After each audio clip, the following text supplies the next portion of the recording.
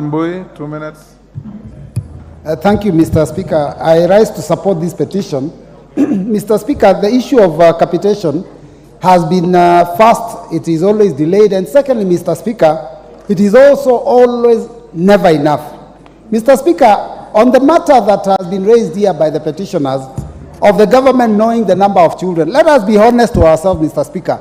The government knows the number of children in every school, because every classroom teacher must every single day, morning and afternoon, sign a class register confirming the number of children in that school. So it's not rocket science. Every principal knows the number of children. Mr. Speaker, the problem we face is when we are told that the children must have birth certificates to be put in the NEMI system. And Mr. Speaker, unfortunately, it is also the government that is in control of the delivery and the production of birth certificates. So parents are unable unless they go and queue for long hours to get birth certificates. So a lot of children don't have birth certificates and they end up not being able to be put in the system. But Mr. Speaker, even when you look at the amount of money that is given, you know, there was a time we were supporting education exams.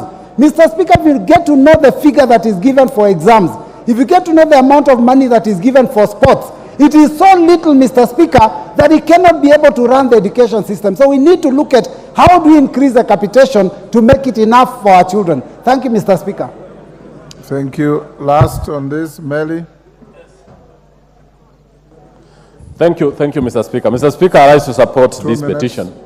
Mr. Speaker, I want to bring to the attention of the House that the funding gap that exists is a result of the decision of this House. That the 630 billion shillings, the primary school education is not, secondary school education is allocated around 60 billion.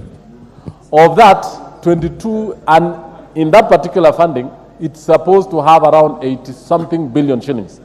So every year we have a funding gap of 22 billion. And I want to ask this House that in the next funding cycle, let us make sure that that amount of money is actually put in the budget. Two, Honorable Speaker, I also want to point out that in the various fundings that we have in this country, and I want to say the majority has just put it very clear. The other day we discussed with some experts that there is a lot of money outside there with the local banks, in the NGCDF, county governments, and other institutions amounting to over 30 billion shillings.